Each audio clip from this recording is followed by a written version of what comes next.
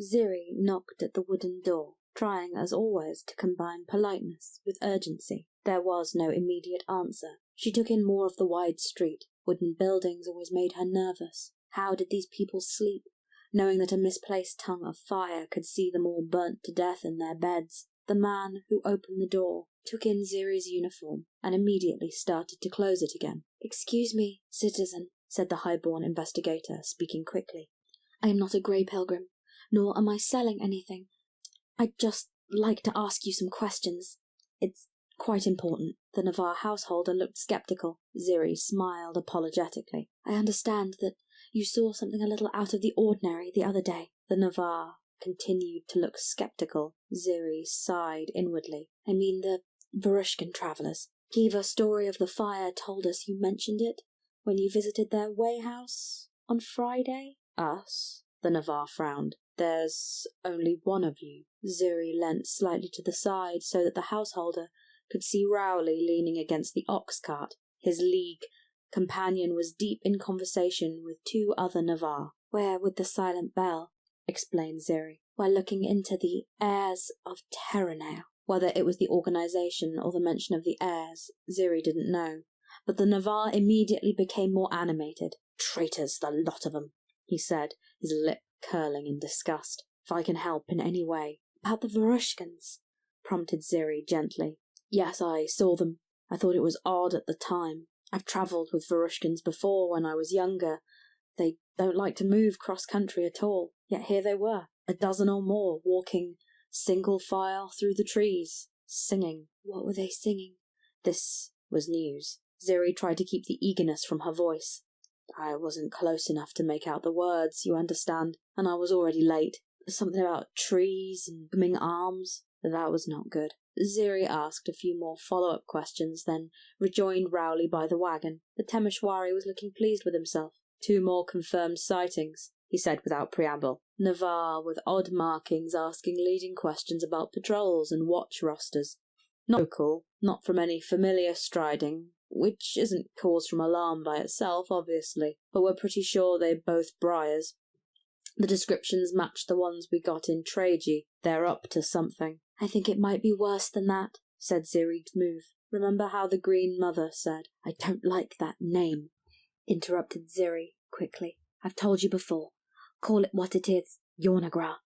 When you use names like that, you make them seem normal, comprehensible." Rowley rolled his eyes. "Sorry. Remember the news out of Briceliand? That thing about going to the Malum next if the Empire gave up on the place?" "Yes," said Ziri. He'd been thinking the same thing. "Well, we didn't give up on Briceliand, did we?" "No," said Ziri. She shivered slightly, despite the warmth of the early afternoon sun. "No, we did not." Rowley de Temeshwar shrugged and flashed a quick smile. "Then I suppose we'd better hope that they were bluffing," he said. The Silent Bell are a loose affiliation of pilgrims from every nation devoted to the virtue of vigilance. In addition to the core membership, there are supporters and affiliates in every part of the Empire. During the summer solstice, the Assembly of Nine sent the Silent Bell to investigate the dangerous group who call themselves the heirs of Terunael. A timely decision, as it turns out. The so-called heirs of Terunael appear to be humans, predominantly with Briar lineage,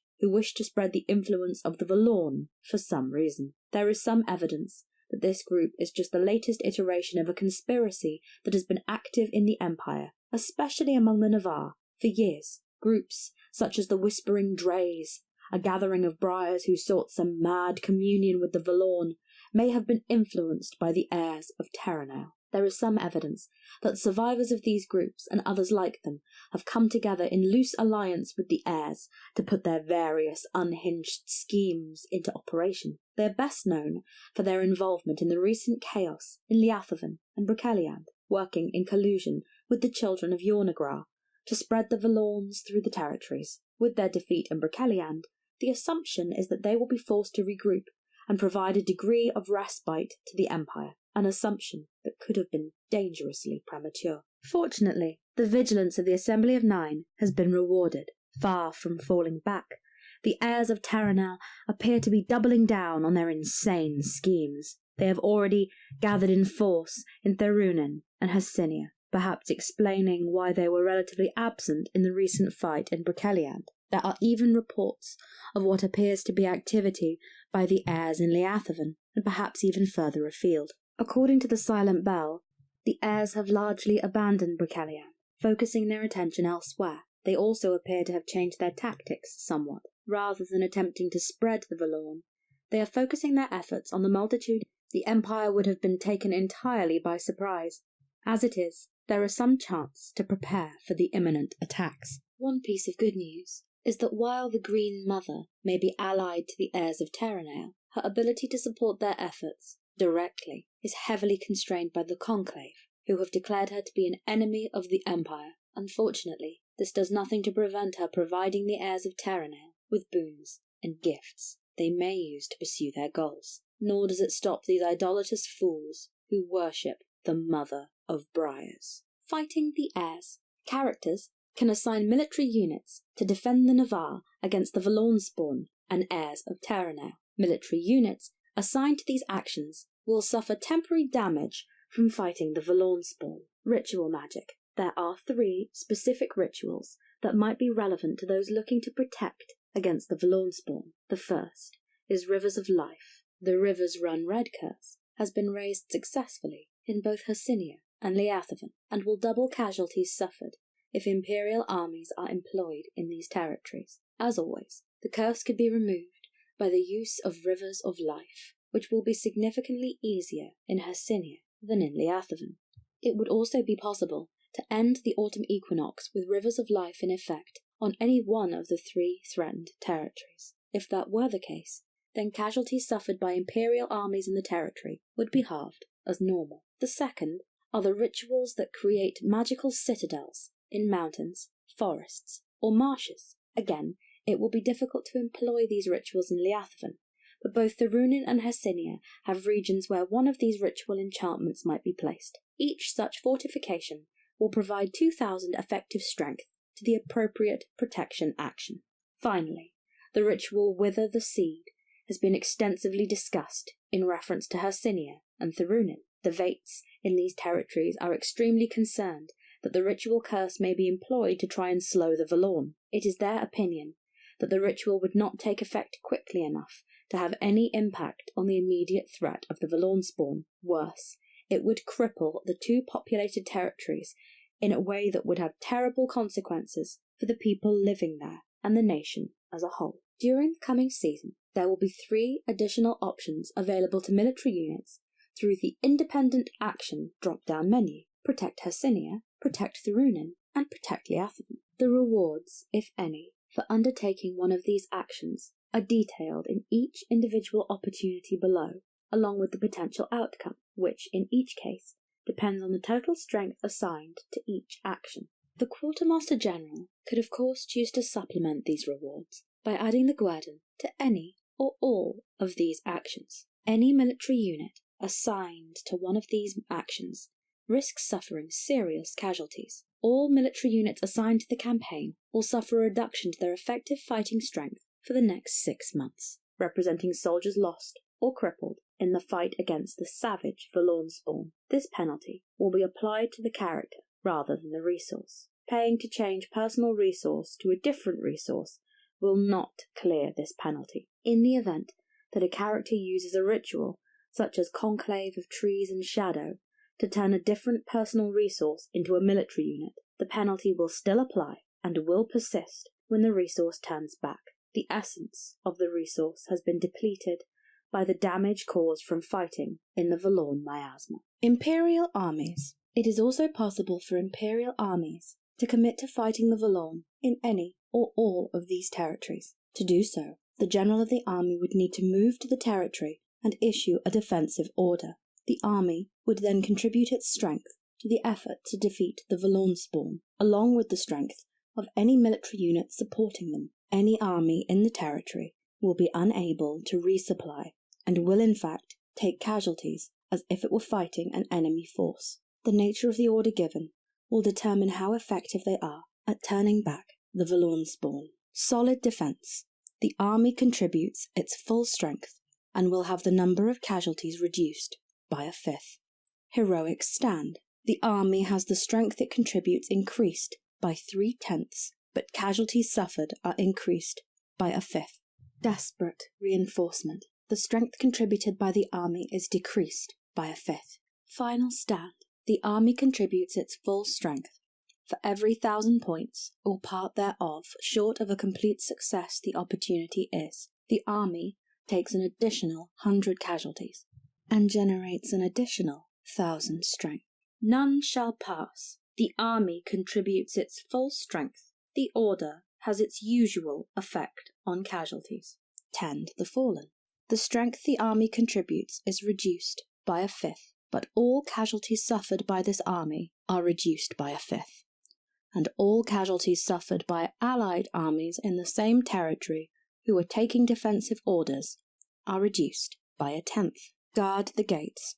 The strength the army contributes is reduced by a fifth, but the general will receive a scouting report about the territory and the activities of the heirs of Terunael. There are many other orders that could be taken, but in this circumstance, their effectiveness would be limited, and they will default to a solid defense. For example, an order such as hit and run defends a territory and reduces casualties, but it also reduces the number of casualties inflicted on the enemy, making it less effective at holding the Valornspawn back. As such, it would default to a solid defense. Hercynia. The first gathering of the heirs of Terunael that the Silent Bell have identified is in Hercynia, initially gathered in the Tragi and in the southern woods.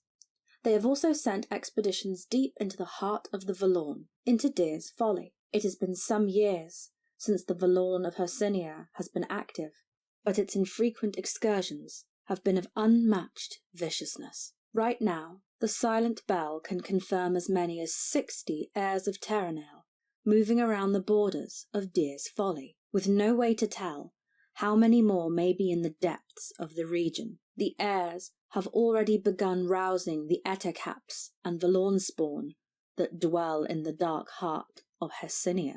There have been a few scattered encounters already, a Steading in Summersend assaulted, a Striding in the Glen of Shadows decimated, while pausing on the borders of the Valorn. The Silent Bell are also concerned that there are heirs of Terunael, or sympathizers, hiding in plain sight in the steadings of Hercynia, prepared to sow chaos through acts of espionage and murder as soon as the Valornspawn begin to move. Even more worryingly, there have been reports of at least 2 groups of Varushkan Kabbalists coming along the eastern road into Tragi before disappearing.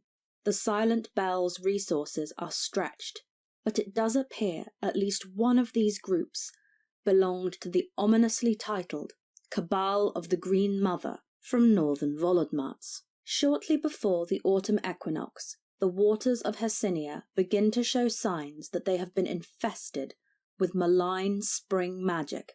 It does not take long for the Vates to identify that someone has laid rivers run red over Hercynia, bringing with it the threat of infection and sickness, and further rousing the Valornspawn's bloodlust. The Valorn of Hercynia is contained in a single region, but its central position means that it is a serious threat to Summersend, the Glen of Shadows, and Old Ranging. North Pines is relatively secure from the Valornspawn. There has not been a major incursion into the mountains since they were first liberated, and no sign the heirs of Terunael are active in the mountain peaks. Those same mountains present a barrier between Hercynia and Hahnmark, meaning that the Silent Bell do not believe the Winterfolk will be directly threatened. Not yet, at any rate. If the chaos is allowed to spread, however, there is every chance that Valornspawn abominations might venture as far as Kalpamark, or even spill out into Skarsind. Protect Hercynia. Imperial military captains can help the people of Hercynia to defend their homes against the Valornspawn threat. The people of Hercynia are able to offer some rewards. A military unit would receive 5 ingots of random metal and an extra ingot for every rank of upgrade or enchantment. The Navarre are busy attempting to defend their homes and preparing for the potentially disastrous incursion, all except the people of North Pines. They are the ones able to offer some payment To any Imperial captain prepared to come to Hercynia and fight the Valornspawn. Hercynia is a reasonably wealthy territory, and any military unit assigned to the action will receive some payment. 5 ingots of random metal for a basic military unit, with an upgraded or enchanted military unit receiving an additional ingot for each rank of upgrade or enchantment. This payment would not be given to anyone supporting an Imperial army in the territory. The assumption in North Pines is that the Quartermaster General will see to that through the guerdon, the outcome of the effort to protect Hercynia. The impact of the Valornspawn will depend upon the total strength assigned to the action. Up to 5,000. The Valornspawn ravage Hercynia unchecked during the coming season. The steading of Treji will be overrun, with great loss of life. Blade of Thorn will be destroyed, as will the Memorial Garden of Treji and the Treji Wayhouse. Damage to, or destruction of, the Treji Wayhouse will have significant implications for the northern trade route. At the very least, it will disable the western route option for the Bonesetter of Torfast trading post. The Heartwood of the Great Vale will also be overrun and seriously damaged, meaning it will produce no weirwood until it is repaired by the Senate, an estimated cost of 30 thrones, and 1 season of work. Loss of life and damage to the steadings will be significant. The contribution of Hercynia to the Imperial Treasury will drop by 40 thrones, but will slowly recover once the Valornspawn problem is dealt with. Every forest, farm, herb garden, business, congregation, and manor site in the territory will suffer a 2-rank penalty for the next year. Only the mobile fleet and military units, and the mines, assumed to be on high ground unpalatable to the Valornspawn, will be spared. This penalty can be prevented if Veil of Shadows is in place on a resource before the end of the autumn equinox. There will be significant numbers of Valornspawn rampaging across Hercynia, and the problem may spread into Harnmark and Skarsund. 5,000 to 10,000. The defence will be able to hold back the worst of the Valornspawn, but there will still be extensive loss of life and damage to the territory. Treji will be partially overrun, with significant loss of life. The Blade of Thorn, Memorial Gardens of Treji, and Treji Warehouse will be seriously damaged, requiring a Senate motion and significant outlay of funds before they will become functional again. The Heartwood of the Great Vale will be damaged, halving its production until it is repaired. An estimated cost of 15 thrones and 1 season of work. Loss of life and damage to the steadings will be extensive. The contribution of Hercynia to the Imperial Treasury will drop by 20 thrones, but will slowly recover once the Valornspawn problem is dealt with. Every forest, farm, herb garden, business, congregation and manor site in the territory will suffer a 1-rank penalty for the next year. As before, this penalty can be prevented if Veil of Shadows is in place on a resource before the end of the autumn equinox. There will be some Valornspawn loose in Hercynia that will need to be dealt with, but the majority will be slain or driven back into Deer's Folly in the coming months by the Navarre steadings. Only the most dangerous will require the intervention of Imperial heroes. 10,001 to 20,000. The defence will be able to hold back the worst of the Valornspawn, and while there will be many casualties, most of the steadings of Hercynia will be protected. Treji will be attacked, with some loss of life. The Blade of Thorn, Memorial Gardens of Treji, and Treji Wayhouse will be disrupted, such that they will provide half their usual benefits for the next year, or until a Senate motion and funds are made available to repair them more quickly. The Heartwood of the Great Vale will be disrupted. Its production will be halved for the following season. There will be some loss of life and damage to the steadings. The contribution of Hercynia to the Imperial Treasury will drop by 10 thrones, but will begin recovering almost immediately. Every forest, farm, herb garden, business, congregation and manor site in the territory will suffer a 1-rank penalty for the next 6 months. As before, this penalty can be prevented if Veil of Shadows is in place on the resource before the end of the autumn equinox. Over 20,000. The Valornspawn insurgents will be held at bay. Treji will be attacked, but the attack will be driven back without breaching its defences. There will be some loss of life, and some damage to steadings, but it will be greatly reduced, and the long-term impacts will be muted. The heirs of Terunael will suffer a significant setback. They will be forced to abandon their plans for Hercynia for the whole of 384 YE, and there will be at least one opportunity to capture or kill some of their leaders. Casualties. The Valorn spawn of Hercynia are especially vicious. Any Imperial armies in Hercynia will suffer 3,000 casualties, split between them, and then mitigated by their orders. If Rivers Run Red has not been removed, these casualties will be doubled. As detailed above, military units assigned to protect Terunael will suffer damage. In this case, a reduction of 40 to their effective fighting strength for the next 6 months. Terunael.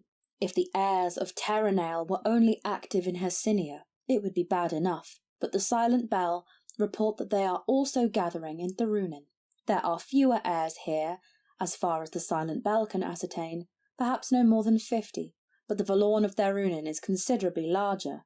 In addition to the Valorn spawn, the heirs are riling up the great insects, and there are reports of at least one Valorn-infected marsh walker along the shores of the Fever Water. Messengers were quickly dispatched to the great forest orcs in Lower Tarn Valley to warn them of the coming danger. Worse, while the heirs themselves are not as concentrated here, it appears that they are receiving additional support from the children of Yhornegrah.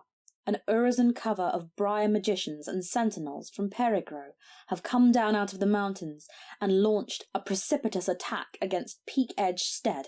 Their assault was supported by lesser heralds of Yhornegrah, no doubt called up with their ritual magic. The attack was repulsed, and went some way towards tipping the hand of the heirs in Terunael, but most of them were able to escape back into Sweetglades. One of the captured sentinels was questioned, and while they were extremely uncooperative, they provided ample evidence that the Magi of Green Fountain Spire have been idolatrous worshippers of the Mother of Briars, Yhornegrah, for generations. Before falling silent, he raved about the Green Mother's message, that now was the time to cover the Empire in blessed trees once again, and the Valorn was the tool with which to do it. As in Hercynia, shortly before the autumn equinox, someone raised the potent curse Rivers Run Red in Terunael. 3 days after the first taint was spotted in the water, however, the magic sustaining the curse broke apart. News quickly came from the Lower Tarn Valley that the magicians of the Great Forest tribe had taken immediate action, using one of the rituals the Empire shared with them after their arrival, casting rivers of life to neutralize the threat posed by the pestilent spring magic. The orcs are making their further preparations. The spears of the pine will protect their settlements and the building site of the Halt of the Oak. Protect Terunael. Imperial military captains can help the people of Terunael to defend their homes against the Valorn spawn threat. People of Terunael are able to offer some rewards. A basic military unit would receive 5 random herbs, and an extra herb for every rank of upgrade or enchantment. The people of Terunael will do their best to weather the storm, and are able to offer some reward to anyone prepared to come and fight beside them. A standard military unit will receive 5 random herbs, and an additional random herb for every rank of upgrade or enchantment. It is not much, but there is some hope that the quartermaster of the Imperial armies may also imply the Imperial guerdon to the defence of Terunael. The Great Forest Orcs will work with the defenders of Terunael to the best of their abilities. The numbers here assume that they are already doing everything they can to defend their settlements and those of their allies. Up to 5,000. Significant numbers will be slain, and the partially completed Halt of the Oak will be destroyed. Peakedge Stead would be overrun with significant loss of life, and the offices of the Eastern Broker destroyed. The thimble will be severely damaged, and produce no weirwood until it is repaired by the Senate, an estimated cost of 30 thrones and 3 months' work. Loss of life and damage to the steadings will be significant. The contribution of Terunael to the Imperial Treasury will drop by 50 thrones, but will slowly recover once the Valorn spawn problem is dealt with. Every forest, farm, herb garden, business, congregation, mine and manor site in the territory will suffer a 2-rank penalty for the next year. Only the mobile fleet and military units will be spared. The Veil of Shadows will prevent this happening to any resource protecting it, provided the shroud is in place by the end of the autumn equinox. There would be significant numbers of Valorn spawn in Terunael, which would continue to represent a problem until dealt with, and may threaten the people of Perigro and Chalcis Mount. 5,000 to 15,000. The defence will be able to hold back the worst of the Valorn spawn, but there will still be extensive loss of life and damage to the territory. The Great Forest Orcs will suffer significant casualties. Work on the Halt of the Oak will be put back significantly. It will require an investment of another 20 thrones to complete the project, and take an additional 6 months. The docks at Feverwater will be seriously damaged, requiring a Senate motion and outlay of funds before they will become functional again. Peak Edge Stead would be attacked, with some loss of life. The offices of the Eastern Broker would be seriously damaged, requiring a Senate motion and outlay of funds before they could be used again. The Thimble will be damaged, halving its production until it is repaired. An estimated 15 thrones and 3 months of work. Loss of life and damage to the steadings will be significant. The contribution of Terunael to the Imperial Treasury will drop by 25 thrones, but will slowly recover once the Valorn spawn problem is dealt with. Every forest, farm, herb garden, business, congregation, mine, and manor site in the territory will suffer a 1-rank penalty for the next year. As before, the Veil of Shadows will prevent this happening to any resource protected by it, providing the shroud is in place by the end of the autumn equinox. Over 15,000. The Valorn spawn insurgents will be held at bay. While the docks at Feverwater will be threatened, the damage will not be extensive. Peak Edge Stead will repulse the Valorn spawn with minimal loss of life. As a result, the offices of the Eastern Broker will be undamaged. The Thimble will have its production halved for the coming season, but will not require any additional repairs. The Great Forest Orcs will fight to protect their settlements, and the Halt of the Oak will be completed on time. There will be some loss of life, and some damage to steadings, but it will be greatly reduced. Every forest, farm, herb garden, business, congregation, mine, and manor site in the territory will suffer a 1-rank penalty to their production, but the results will be cleared by the start of the winter solstice. The Veil of Shadows will prevent this happening to any resource protected by it. The heirs of Terunael and their allies will suffer a significant setback. They will be forced to abandon their plans for Terunael for the whole of 384 YE, and there will be at least one opportunity to capture or kill some of their leaders. Casualties. The Valorn spawn of Terunael are not as vicious as those of Hercynia. Any Imperial armies in Terunael will suffer 1,500 casualties split between them, and then mitigated by their orders. As detailed above, military units assigned to protect Terunael will suffer damage, in this case a reduction of 20 to their effective fighting strength for the next 6 months. Liathaven. The Silent Bell have limited resources in Liathaven, but as soon as they became aware of the threat posed in Hercynia and Terunael, they were quick to send some of their agents west to check on Liathaven. They were able to confirm that there are a number of heirs of Terunael here, although it's difficult to gauge how many. As Liathaven is outside the Empire, they are able to receive significant assistance from the children of Yornagra. According to the Silent Bell, both the heirs and the children are operating more openly here, although they must still exercise some caution lest they attract the ire of the Jotun orcs who control the territory.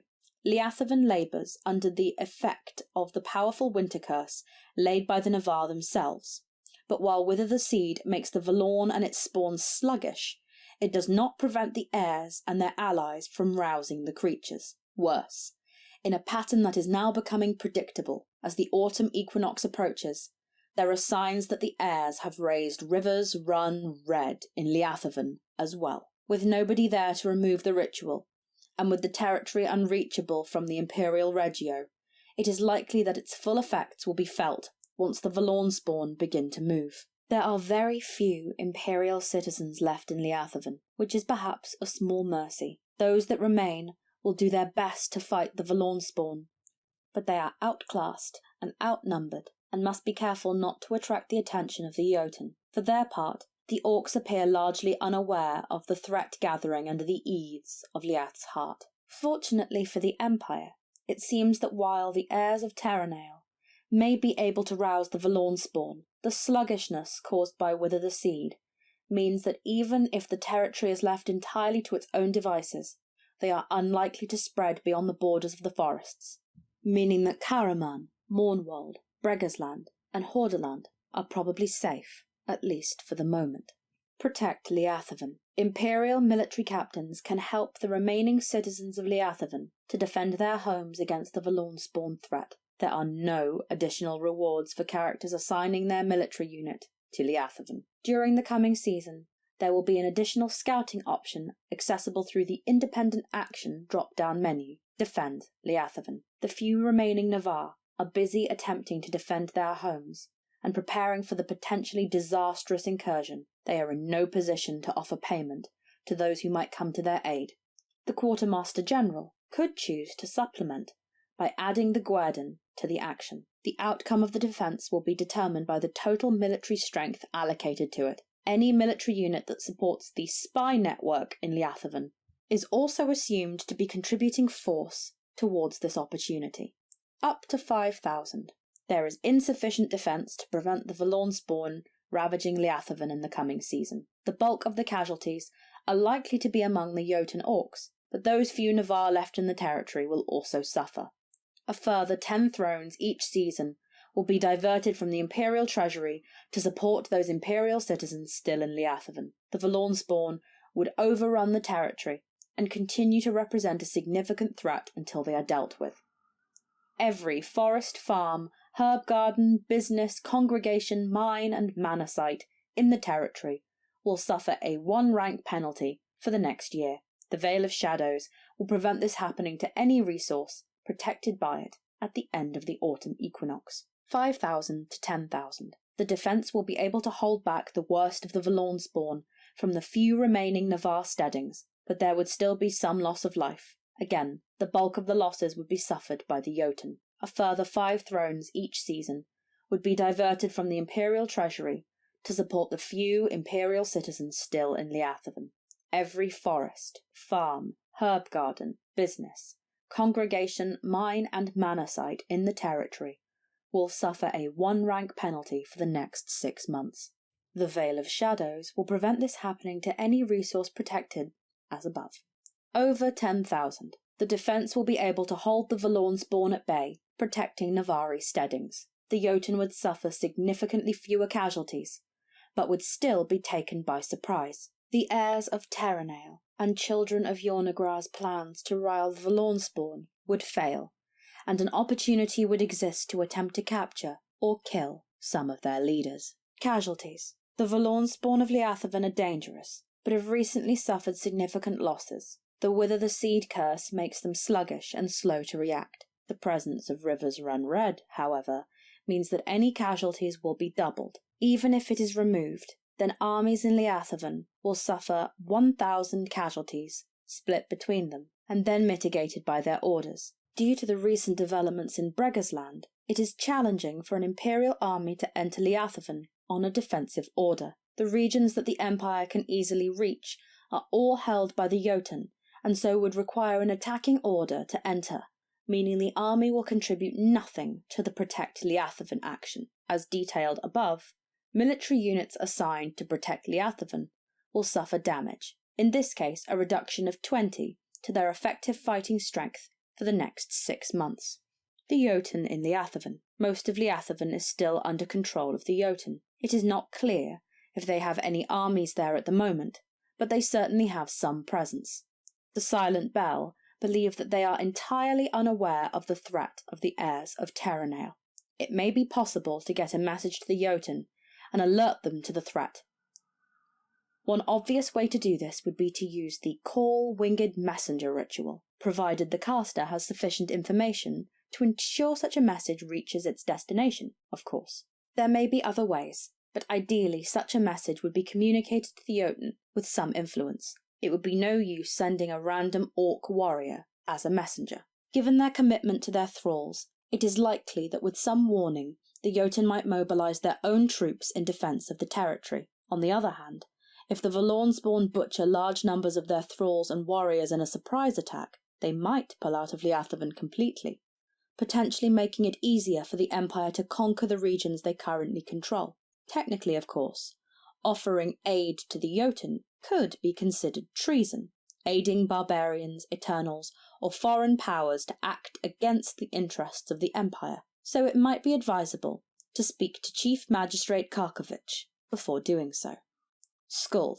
The Silent Bell have reports of one final group of heirs of Terunael taking action following the summer solstice, but they believe they are no longer in the Empire. There are unverified reports of what seem to be a score or so heirs of Terunael heading northeast out of Sevrets into Otkadov, specifically into southern Skuld, where a Valorn is believed to lie in uneasy slumber. The easternmost territory of the Thule is beyond the remit of the Silent Bell, but they believe their information is reliable. As with Liathavan, Skuld is not protected by the declarations of the Imperial Conclave, so it is likely the heirs would be able to secure the assistance of Yornagra with whatever scheme they are hatching in the north. It is also difficult to know whether the Thule are aware of the threat or not, or how they would respond. There is a small chance of danger to the Empire. In theory, any Valorn spawn raised in Skuld are as likely to come west into Volodmarts as they are to press north further into Otkadov. After all, it is believed that the Valorn does not much care for the frigid climate of the far north. Still, for the moment at least, the threat of whatever the heirs are doing in Otkadov seems confined to the Thule lands. Further vigilance. The Silent Bell propose further investigations. The Assembly of Nine could ask the Grey Pilgrims to focus their efforts on Yornagra idolaters. The Vigilance Assembly could encourage the virtuous to identify hidden idolaters and heirs of Terunael, while the agents of the Silent Bell will offer what aid they can in the defense of the Navarre territories. They are investigators, not fighters. They have suggested, however, that they may be able to identify heirs of Terunael's sympathizers, or could refocus their efforts on identifying any remaining cells of Green Mother idolaters within the Empire. Of course, the Assembly of Nine may have other concerns they wish the Silent Bell to look into, and the Bell are not the only people the Synod might call on to help investigate the heirs and their allies. The Grey Pilgrims are committed to the idea of identifying those who damage their souls by practicing idolatry. Having endorsed the Grey Pilgrimage, the Assembly of Nine could use a suitably worded statement of principle to ask the Grey Pilgrims to focus their efforts on finding idolaters supporting Yornagra in the coming months, either on their own or in tandem with the Silent Bell. If the statement receives a greater majority, there is every chance they may be able to locate at least some of the cults dedicated to the Green Mother within the Empire. Finally, in response to the information discovered so far by the Silent Bell, the Vigilance Virtue Assembly might urge virtuous citizens to look for signs of deep cover Yornagra idolaters and the heirs of Terunael active in their communities, and inform local priests of their suspicions. Vigilance teaches us to seek out the poison in our neighbours' fields, lest your own crops be blighted. We send named priest with 50 liao to urge every vigilant citizen to remain alert for signs of idolatrous worship of Yornagra or reverence of the monstrous Valorn, and bring their suspicions to the attentions of their priests. Synod Mandate, Vigilance Assembly. If this mandate were enacted, which would of course require a greater majority due to the influence of the Wisdom Assembly and the Sword Scholars, virtuous citizens would actively seek out followers of Yornagra or those they suspect might have connections to the heirs of Terunael. While there are likely to be a number of false accusations made, it is likely that at least some of the leads generated would pay off and expose enemies of the Empire. Other concerns. There is an opportunity to remove the Valorn from dark ranging in Brokeliand, and several proposals about improving the territory. Brokeliand and Liathavan are under the effect of Wither the Seed. There are two other winds of fortune of particular interest to the Navarre nation. One concerns the effect of a potent winter magic curse, with tragic long-term effects, that hangs over Broceliande and Liathaven. The other concerns the wider situation in Broceliande, the opportunity to clear dark ranging, and proposals for ways to prepare for future conflict in the territory.